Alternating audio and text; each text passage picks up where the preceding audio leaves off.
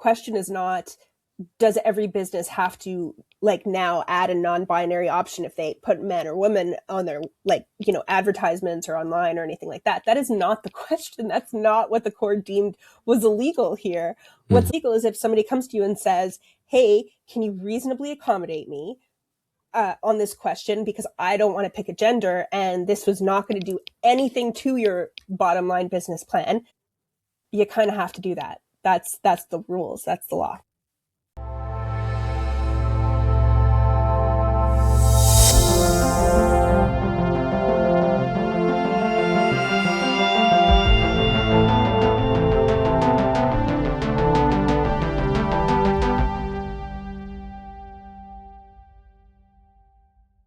My name is Kalden Dhatsenpa, and this is Local 504.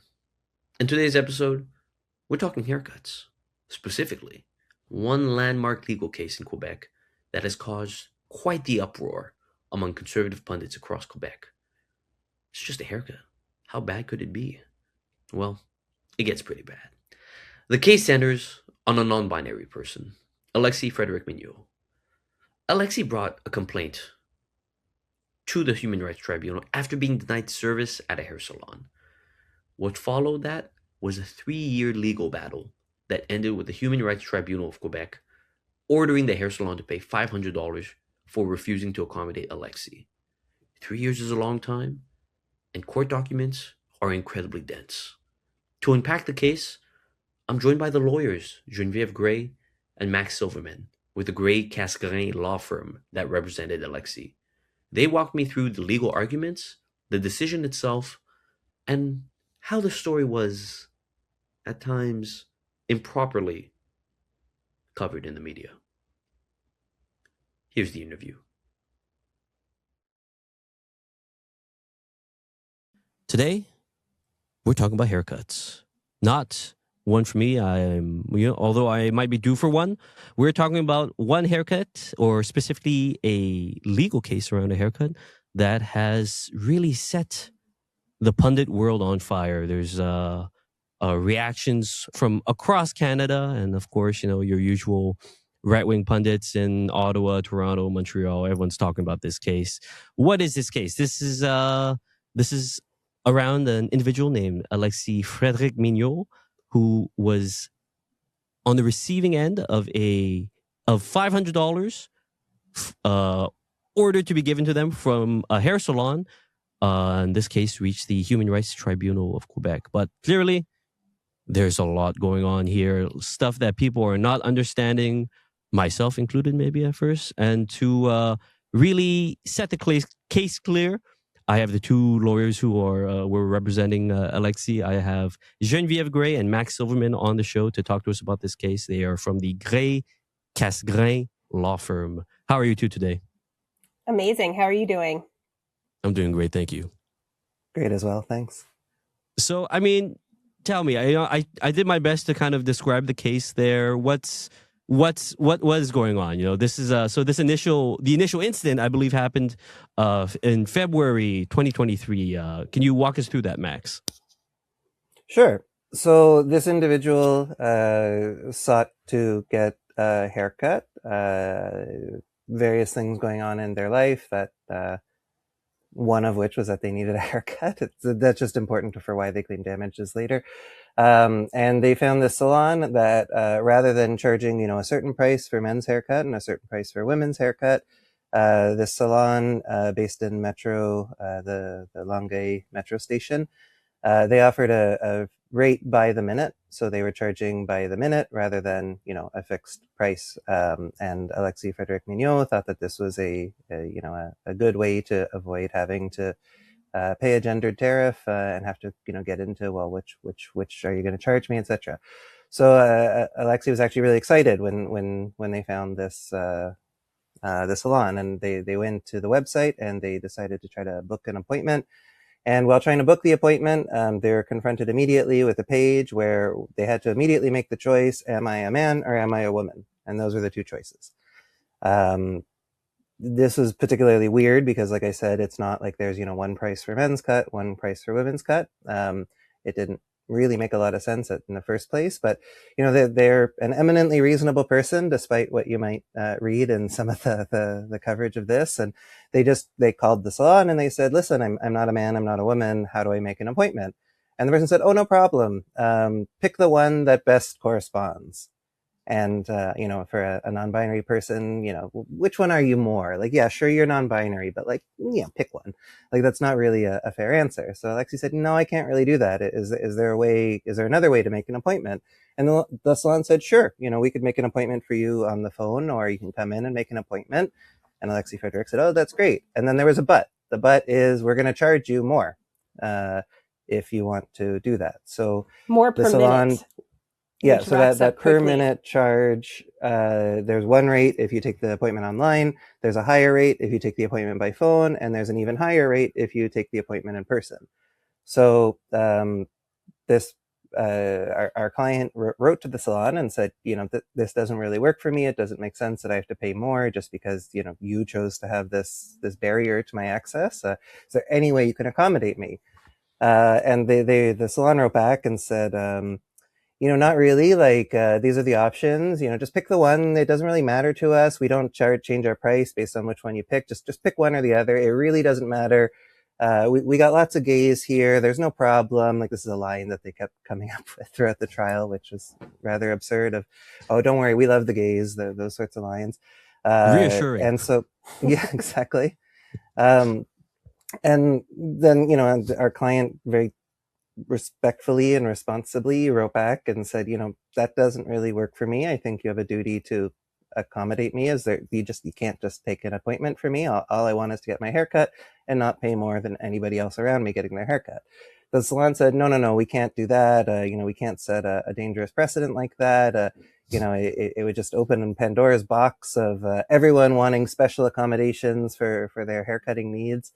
And our client said, I kind of think you have to accommodate me here. We have a provincial human rights charter that protects my identity, and I don't want to go that way, but I might have to make a complaint if you won't. And the salon said, essentially F off, in other words. So our client made a complaint to the Human Rights Commission. The Human Rights Commission obviously recognized that it's a problem to charge somebody more just because of their gender identity. We've protected gender identity in human rights law in Canada for decades, but in Quebec, we explicitly added it to the charter in, I'll get the year wrong, so about 10 years ago. We explicitly added gender identity as distinct from sexual identity, sexual orientation.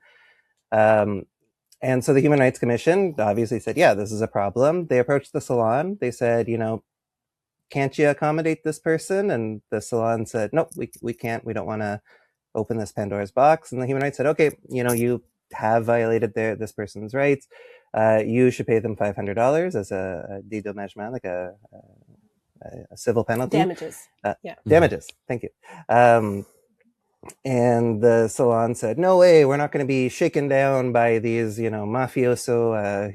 They just took a really strong reaction to this and just refused to pay the $500.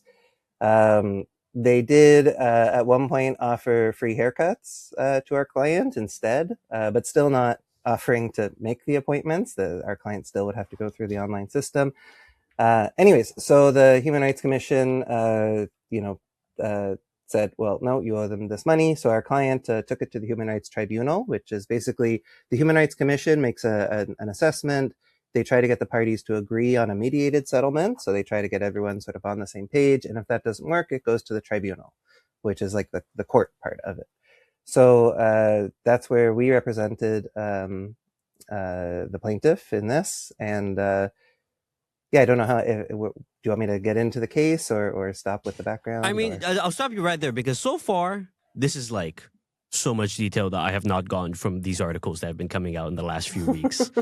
I feel like I want to take a minute and just tell the audience, if you're reading what's in the papers, what's online, you don't get this level of detail, and people are painting this a very different way. So I'm kind of. I think I want to get a little bit of commentary into that before we get into the actual kind of legal proceedings and the actual decision in the end. But I'm curious what you two make of the reactions to this, right, in the last month or so. Well, from my perspective, I love seeing grown men basically cry over the work I do. So it was fine for me. I think there was a little thrill, especially with the right wing getting their panties in a twist, so to say, and also kind of like very much misunderstanding what the decision was saying. It was kind of funny to see, and I realized, people might not understand. Oh, they were ordered to pay $500 because their signs were man or woman, and that really wasn't the case at all. It was, when you have the opportunity to reasonably accommodate somebody without making things more difficult for you, should you do so? And the law says yes, especially somebody whose rights are protected by our legislation. So, that's the question. The question is not, does every business have to now add a non-binary option if they put man or woman on their advertisements or online or anything like that? That is not the question. That's not what the court deemed was illegal here. What's illegal is if somebody comes to you and says, hey, can you reasonably accommodate me on this question, because I don't want to pick a gender and this was not going to do anything to your bottom line business plan. You kind of have to do that. That's the rules. That's the law. Yeah, I mean, Max, I guess got a little bit less of a thrill and was more just frustrated with the response, and maybe that's the difference in mine and Genevieve's neurodivergences is how we react to these things. But for me, I found it deeply just frustrating to watch it be reported over and over again with the wrong facts. And I get that reading a legal decision is not a skill that everyone has.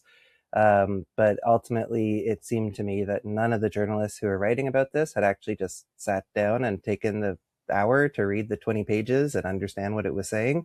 I actually think the judge did a really good job, in terms of putting it in context and laying out the history of human rights law, accommodation in private businesses in particular, how that's different from public.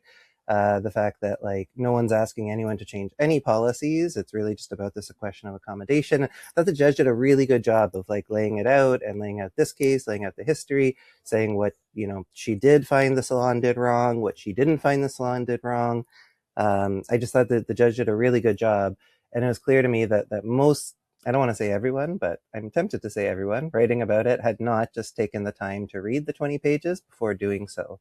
So I reached out to a whole bunch of journalists and politicians who had commented on it. And I just said, oh, by the way, here's a copy of the decision because I don't think you actually read it.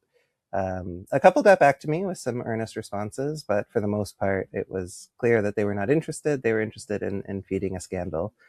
I was also hesitant to see all the backlash just for fear of it turning into a larger backlash against trans people, against non-binary people in particular. It's a little bit in a lot of the world right now, the gains that have been made for the rights of trans people, including non-binary people, have been under attack in various jurisdictions. So far, it's been part of, let's say, the right-wing rhetoric in Canada. In some provinces, we've seen sort of legal attacks on people's rights. In Quebec, so far, we have not, but I worry that this would be sort of the opening shot in that new culture war being imported here to Quebec. Thankfully, our very low attention span means that people have moved on to other controversies. It seems for now, but I wouldn't be shocked if someone as pathetic as Bernard Drainville, brings this up in the election of, we're going to legislate so that the genders are protected. I don't know what it would be, but I did worry about the backlash going further than where it already did. Right.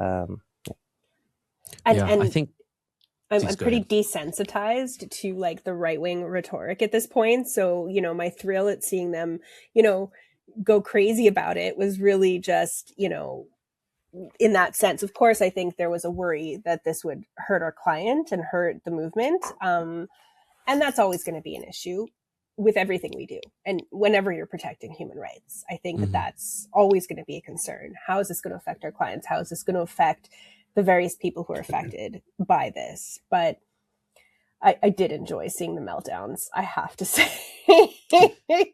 They were funny. Yeah, it's kind of like a perfect. I mean, the headlines are just perfect to melt their brains, right? Of like, salon forced to pay $500 to non-binary individual, even though they try to be accommodating, even though they offer these free haircuts, which makes me kind of want to come back to this ruling, right? So before you were talking about kind of the initial case and what that case was built around, this initial kind of exchange between your client and the hair salon. But I'm kind of curious. Could you go more into the rulings themselves and what the tribunal decided on? Sure. So the tribunal really said, as Geneviève sort of hinted at before, there's no problem with having a hair salon that advertises haircuts for men and women. There's not even a problem with having a reservation system where you have to identify yourself as either a man or a woman, so long as if somebody comes to you and says, hey, this doesn't work for me, is there any way you can accommodate me? And this is the important part, the answer to that is yes, we can, then you have to. So that's a whole lot of conditions being met before there's any obligation on anyone. So, the salon made a big deal out of the fact that, they're worried that this would become a Pandora's box of accommodation, and their business model relied on them, having these efficacité, they kept pleading, like an efficiency of business, and that online booking was the only way to keep their business model streamlined and keep it efficient. They said, if we take this appointment over the phone for you, then it undermines our whole, profit margin and everything. So instead of, and I will say that in trial, when examined, the owners of the salon, the question was asked, could you have taken the appointment over the phone? The answer was yes. And we knew that because you can always take an appointment over the phone. You just pay more normally. The question was, could you as the owner override the pricing system so that when you take it over the phone, you charge them the online price? The answer was yes. There was also the question of if you couldn't you just go online and take an appointment in this person's name and, pick the gender that works best or whatever? The answer was yes, absolutely.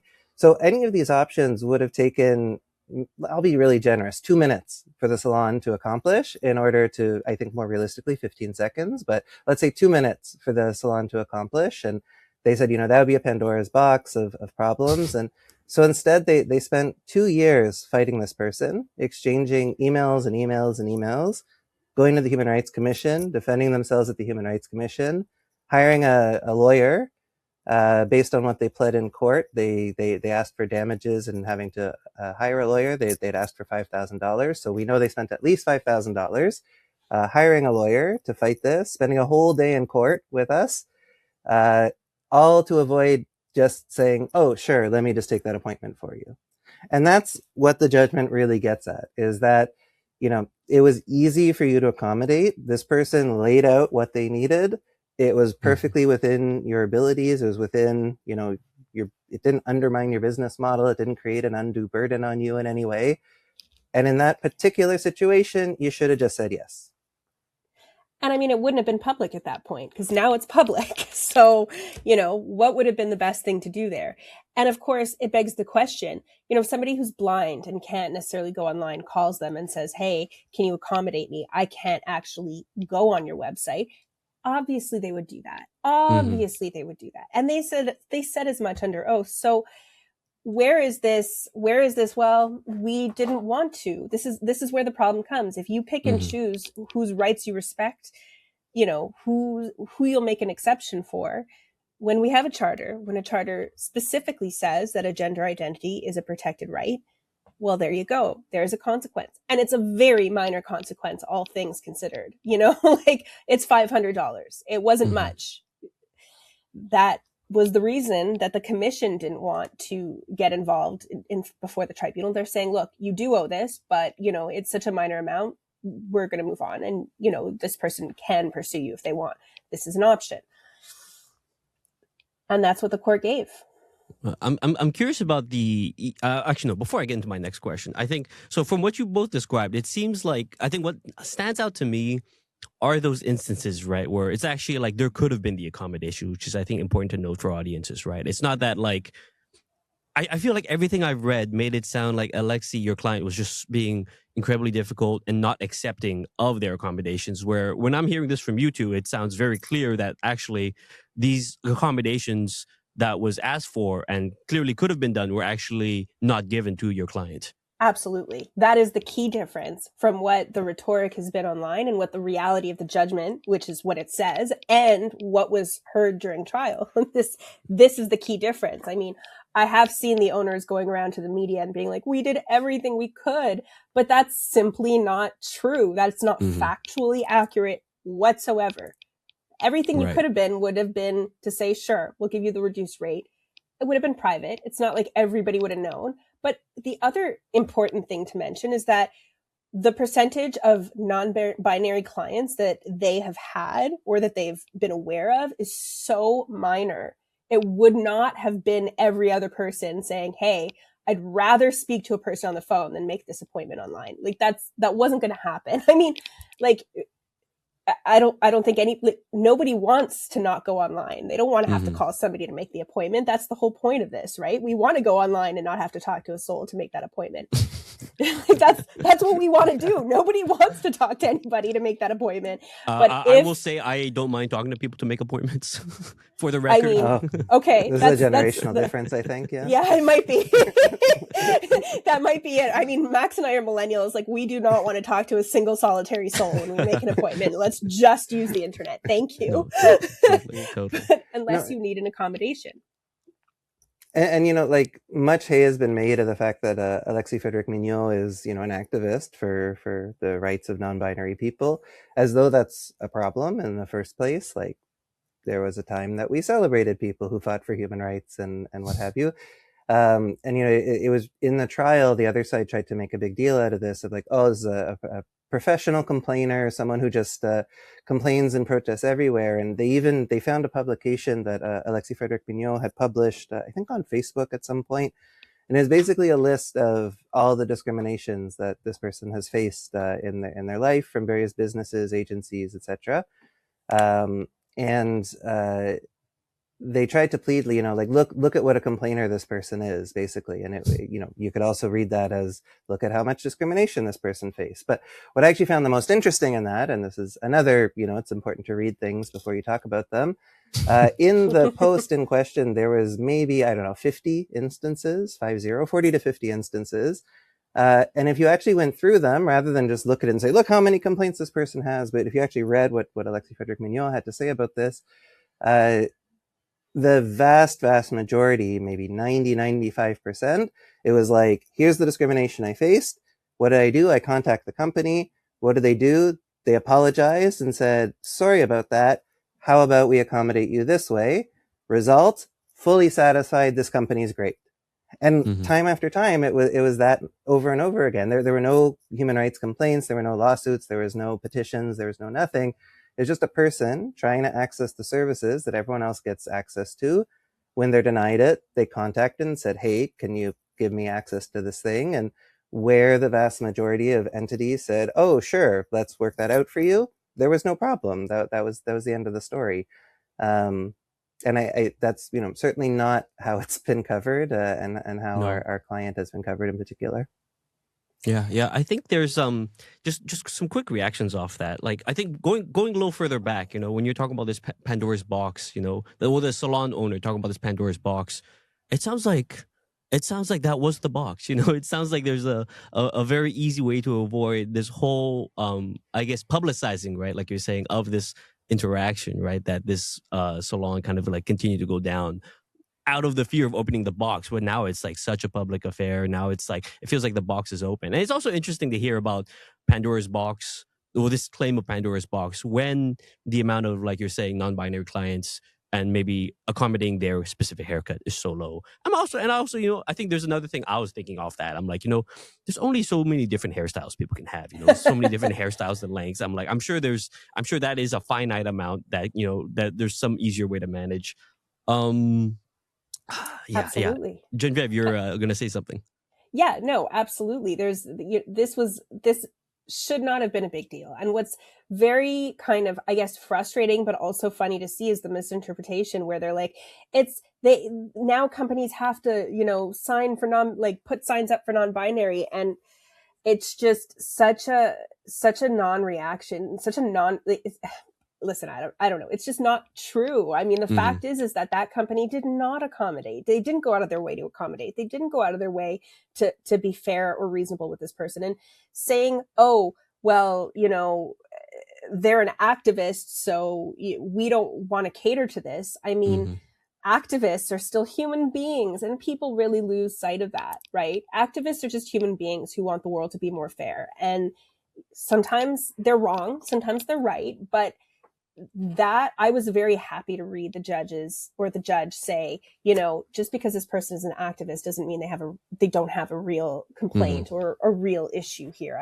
I thought that was important to say, because it's easy nowadays to dismiss people as activists when really, and to dismiss people's credibility because they fight for their rights. Sometimes you're right, it's justified. If somebody is constantly making complaints on Twitter, for instance, if somebody's, trolling people on Twitter and then suing other people for responding to their tweets, sure, that might be somebody pretending to be an activist, really just abusing their position. But if you're asking for an accommodation for a charter protected right, well, that's a legitimate thing. And why shouldn't this company have accommodated this person? Why not, when they could have easily, when they admitted that? No, absolutely. I liked Max, your comment before about, aren't we supposed to celebrate these kinds of like activists and civil rights kinds of like heroes, right, who are trying to trailblaze like Alexe might be doing. It makes me think about like all the big civil rights heroes back when they were actually active, like they had so much opposition against them, right? Because they're doing the thing of going against the grain, of being kind of like in whatever view of the majority professional complainers, right? It's not like people like Martin Luther King Jr. That's like the easiest one to name, right? Was so like widely beloved in his time, right? There's actually, when you look back, there's quite a bit of opposition to him in his day, but then obviously given the slow passage of time, and now he's kind of like uplifted, and it's easier to be like, oh, of course we stand for like these kinds of figures, though, because they exist in the past. But then my question to not both of you, but like the people who are making these kinds of commentaries, calling Alexe sort of some kind of professional complainer, is like, is this not kind of the same thing happening here, right? If this person is kind of being very, let's say, I don't know, the word's not polite, but like diplomatic, right? In these kinds of like conversations with different businesses and business owners around accommodating them. I think there's some, that's, to me, that sounds like there's a person of pure reason there, and who's not necessarily a professional complainer, right? Which to me brings the question of like, we have the actual facts, right? That I'm happy to have from both of you. That's the level we're trying to operate on here, and it seems like there's this thing of like this other layer, right? Like you're alluding to it before about this kind of like culture war, this kind of this wider thing of like trying to portray people, minorities, this conversation, the rhetoric of like, you can ask for stuff, but not a lot, like you can be a minority and we'll give you accommodations, but to a certain level, and I think that's the thing about this case that I think it really highlights. I'm happy both of you came on to kind of speak to. I'm kind of curious now, what do you think this sets the precedent for? What are your hopes that this case is now kind of like seen and done, Well, ahead, Jen. I mean, I don't think it sets a new precedent is the issue. It doesn't actually set a new precedent. It just applies the law as it already exists, which is that a reasonable accommodation is one that does not cause a prejudice to the person doing the accommodating, but that responds to somebody's right to, a right that is protected by the charter. So this case doesn't actually set a precedent, which is kind of the point, right? It doesn't say anything new about the law. The law about reasonable accommodations has existed for a while. It existed, years ago when our firm won cases for the Jewish community or for the Sikh community with regards to the Kirpan. So, and the Sukkot for the Jewish community. So these are precedents that have already been set by the Supreme Court of Canada. The duty to accommodate, a reasonable accommodation, when it doesn't prejudice the person doing the accommodation, exists and has existed. There's no reinvention of the wheel here. It's only become a thing because the person is non-binary. And that's where the newness comes in. It's a new sort of group that, that the conservatives can kind of jump on to blame their problems on. Right? Like that's what it comes down to. Yeah, couldn't have said it better myself. The one thing I guess I wanted to add to the, don't we celebrate activism? What does this mean for the future? Is to bear in mind too that, to be a trans person and neither Jen nor I are, and just to acknowledge that, but, trans people in our society face a tremendous amount of violence, not just rhetorical violence, but actual physical violence. I don't need to lecture anyone, I'm sure, watching this on the stats about that, but to put yourself out there as, a professional complainer, which I don't even think is Alexe Frédéric Migneault's case, but let's say you could apply that label, like that takes tremendous courage. And, like you said, Kalden, like, in 40 years, people are going to be like, oh, wow, that's really cool that person did all those things. And people will laugh at the reactions to this. I mean, I hope that, or we're all going to be in labor camps and we'll see. Depending on how the future goes, we'll see. Just saying. But just to say, like this is a person who puts himself out there for a very important cause, and one that, the courts, at least so far, have agreed with. And does so at great personal expense, and really should be lauded for that and celebrated for what they did. And really can't be said enough. I fully agree with Max about Alexe being eminently reasonable person, eminently courageous, very brave person who has faced a lot of backlash, a lot of nasty backlash. Mm-hmm. And, when I, laugh about the conservative tears, so to speak, I don't mean to minimize the incredible courage it took. I think it was unfortunate that the media didn't so much turn on Max and I, because I think we could have handled it well, but Alexe did as well. And so, I'm very proud of our client, very proud of this case. But again, not setting precedent, just applying the law of reasonable accommodation, which has already been, established for decades at this point. So that's absolutely the reality. Yeah. Thank you for clarifying on that, on using the term precedent. I think I'm not a lawyer, so sometimes I'm a little loose with my words. But you're right. This is more about it's not some fundamental break from what has been decided, is what I understand. Not at all. It's not new. Right. Well, thank you both for joining me on this. I think this was on my end, I can say this was a very enlightening chat. I think our audience will really enjoy this. Thank you both for joining me. Well, thank you so much. Thank you, and thank you for bringing the truth of what actually happened out there. Because I think most people, when they learn this, will say, "Oh, well, that's a totally different story." And so, thank you. Totally. I can't wait to be chatting with all my inmates at the labor camps about this episode. I mean, I will be cracking jokes still, even in the labor camps. That's the only way I function. But yeah. Audience, maybe we'll see you two at these future labor camps. Hopefully not. In the meanwhile, this was Kalden Dhatsenpa with Local 514, speaking with Geneviève Grey and Max Silverman from the Grey Casgrain law firm, representing Alexe Frédéric Migneault on this particular case that has caused quite a bit of hubbub. Thank you very much for listening.